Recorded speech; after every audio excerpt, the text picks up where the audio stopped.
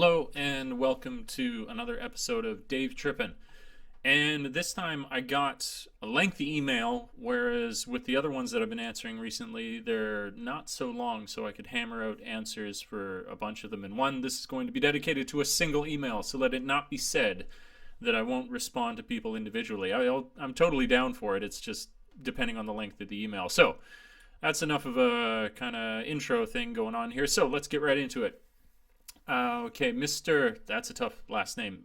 Mishmerhusen, or Michmerhusen. That's an awesome name, though. Recent college graduate with a bachelor's in communication studies from San Francisco State University. Very cool.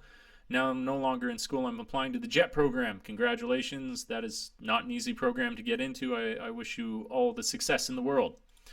At the moment, I've just finished the written online application and hope to get asked for an interview this coming January. While looking up advice for the coming interview, I found your channel and your videos, and they've been useful, which I'm grateful for. That's what they're there for. Videos mentioning perception and expectations, very useful too. Great. Right. Okay, official questions. Okay, here it is. On a personal note, I tend to view jobs as springboards onto new jobs. Fair enough. Good idea. So do I.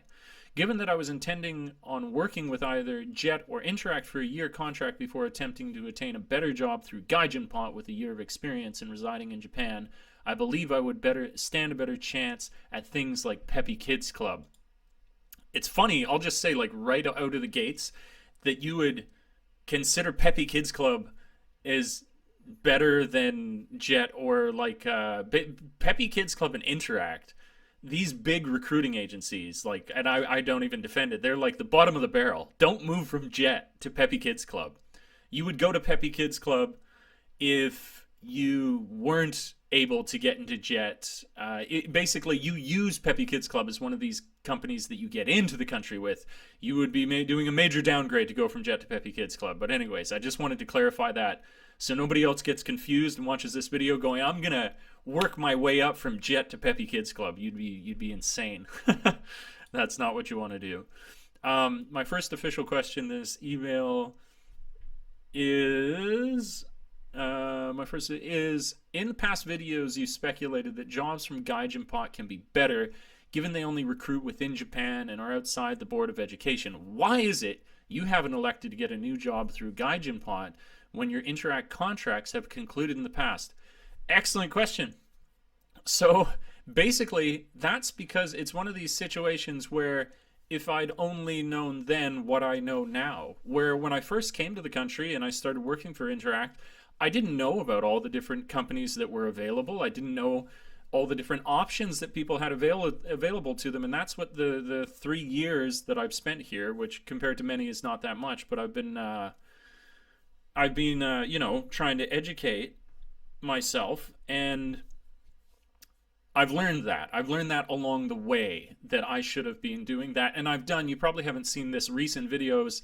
It was almost like a video I did where I was like, if I knew then what I knew now, how I would have done things. And I've tried to advise people on the most efficient path through your career progression, your job progression in Japan, which would be using one of these foot in the door companies because they hire internationally, and then moving on through Gaijinpots. So if I'd found a channel like mine before I came over, it would have been really useful in terms of pure monetary gain. I would have done what I was recommending to people, and I am in the process of actually doing that now. Sorry, I've just got these messages.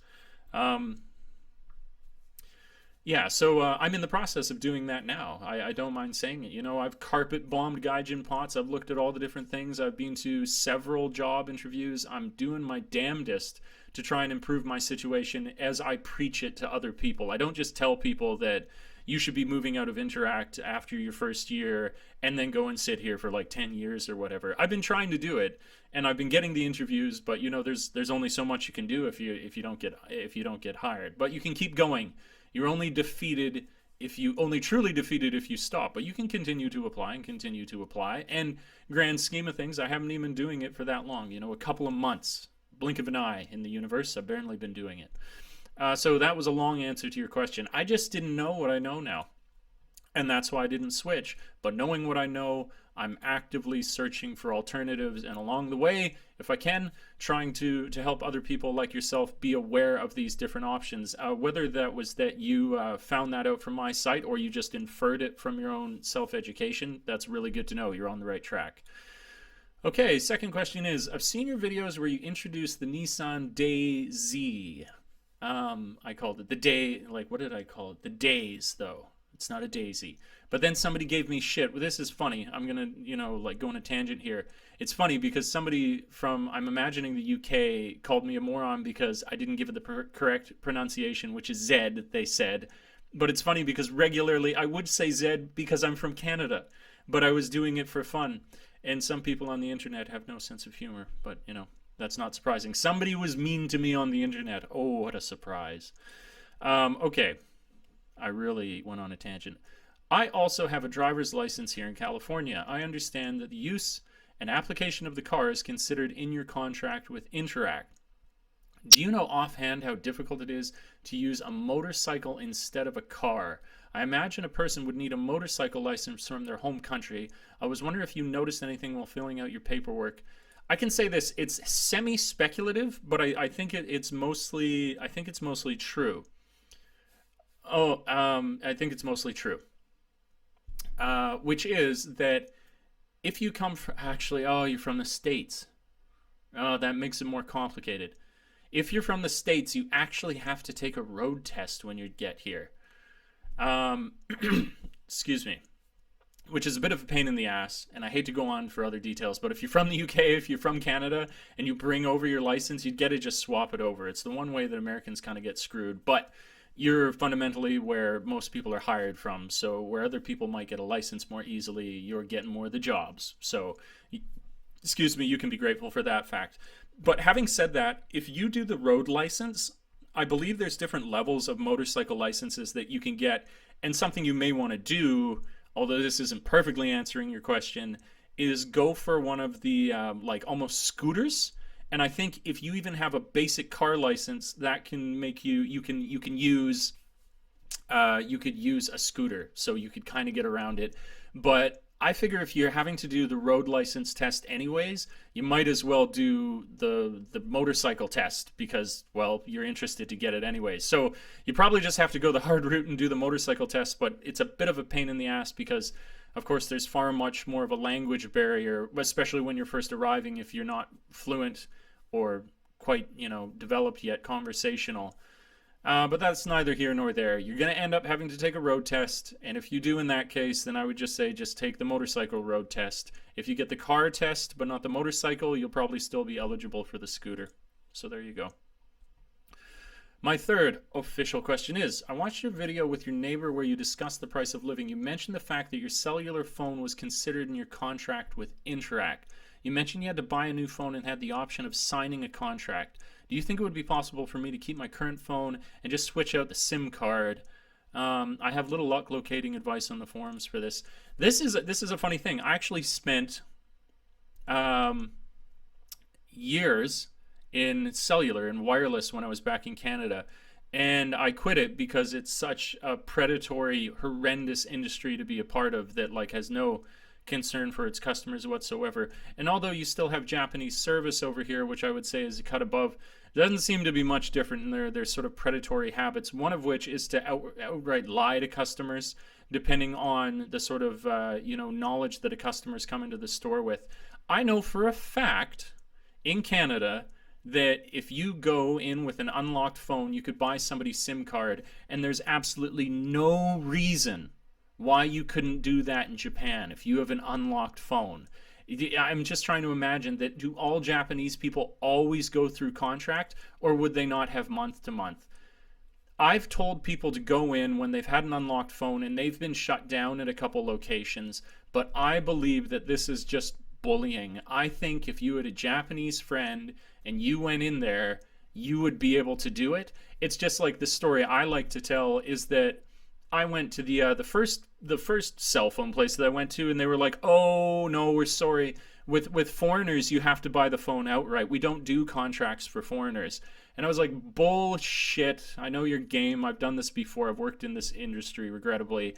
And so I went down the road.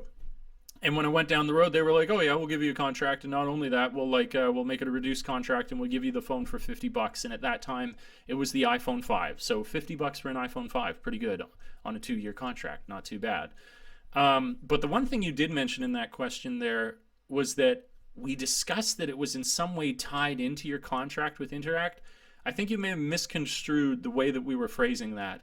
Interact or Jet, if you were working with one of these companies, are going to go with you to the store. They're probably going to go with you to help you get it set up, but it's not like it's intertwined with your contract. It's just that you're probably going to get some support to do so.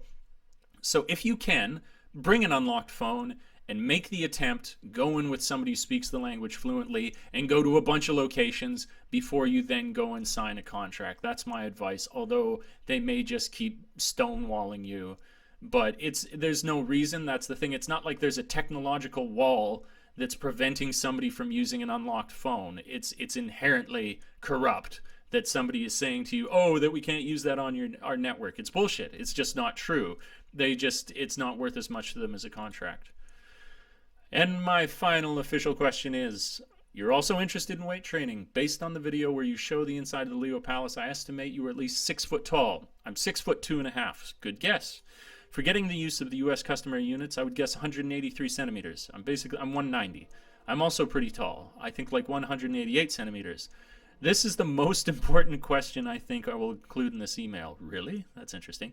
Given that you have bought extra mattresses for the smaller looking bed frame in your apartment, what is stopping you from putting the mattresses on the floor and making yourself a nest to sleep in? Would it be possible for me to make a man nest in my own apartment for my freakish long legs, assuming of course Jess or Interact decide I'm what they're looking for?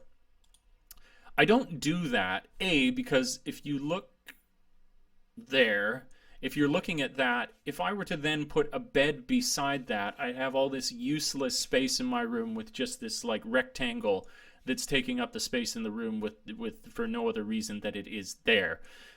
Second to that, probably as I'm doing this in reverse order of importance, it's big enough. I'm 6'2.5", and I don't bump my head or have any problems in terms of that. So you got to be one big son of a bitch.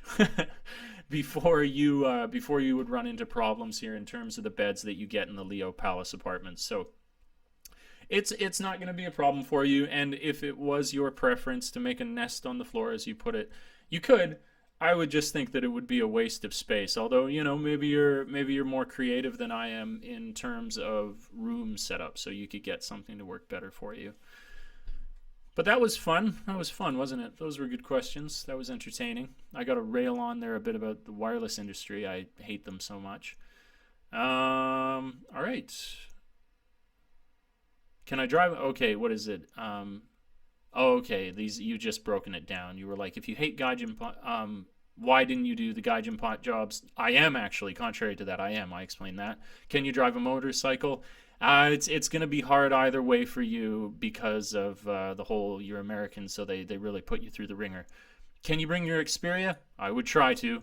Are you 6 foot tall? I am, and a little bit more. Can you sleep at night? When my mind doesn't keep me up. Do they let you? Yeah, man. Do they let you sleep on the floor? If you wanted to sleep on the floor, this is your kingdom. This is your shoebox kingdom. So if you wanted to, you could. All right, so that's the end of the video, and I was enjoying this. I was like, I'm going to take my sweet time with this. Screw being concise. But if you do have any questions about living in Japan, teaching in Japan, getting jobs in Japan, cultural questions, anything under the sun related to that, or life in general, if you want to know just how to be a more self-actualized person, as Bruce Lee advocates, send me an email. My information is always down below, or write to me in the comment. Write a comment, drop a comment. That helps me spread the video around and boosts it up, and that's a direct way to get a hold of me. Like, subscribe, comment, share, and thanks for checking out the videos. I will catch you in the next one. Ciao for now. Peace.